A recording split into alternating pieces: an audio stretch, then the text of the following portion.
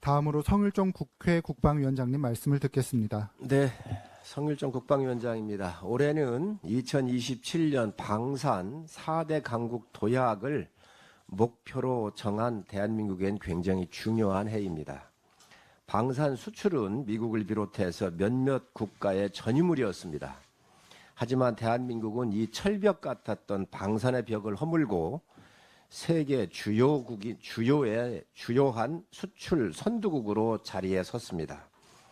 K컬처를 비롯해서 모든 분야에서 우리 민족이 저력이 방산 분야까지 선도를 하고 있는 것입니다.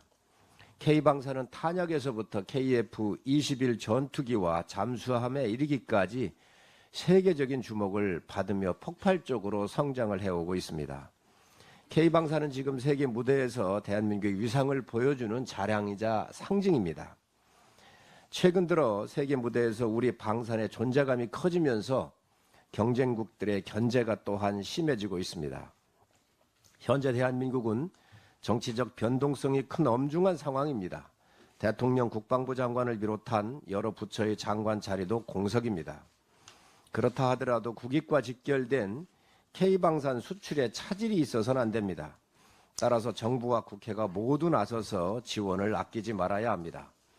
오늘 다루게 될 핵심 주제는 특별연장 근로 인가 문제, 군인 및 국가연구소 과학자들의 취업 제한 완화, 방산업계에 대한 금융 지원 등 국회를 비롯한 범국가적 지원이 논의될 것입니다.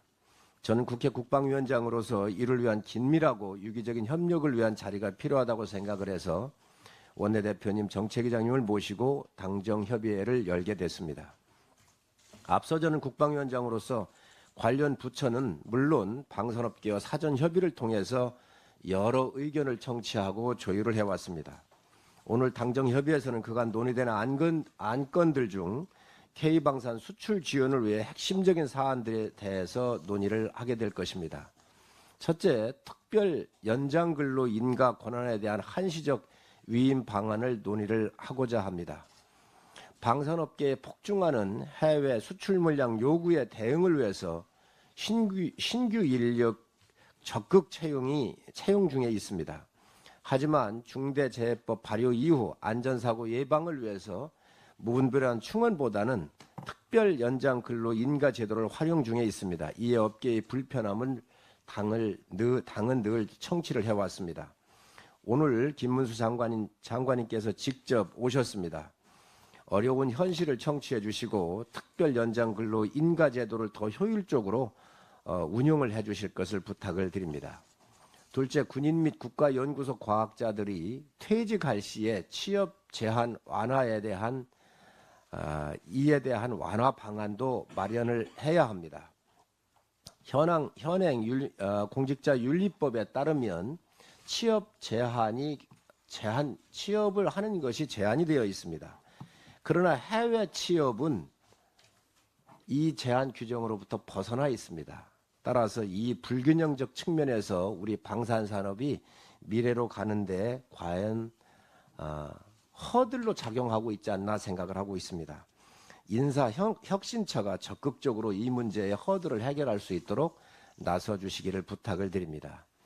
또한 방산 수출을 위해서 국회와 정부 차원의 적극적인 세일즈 외교가 범정부적으로 이루어져야 합니다.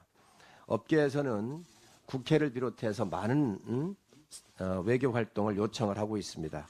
이에 대한 논의도 오늘 이루어지게 될 것입니다. 마지막으로 국방위원장으로서 5차례에 걸쳐서 국방부 장관 임명해 줄 것을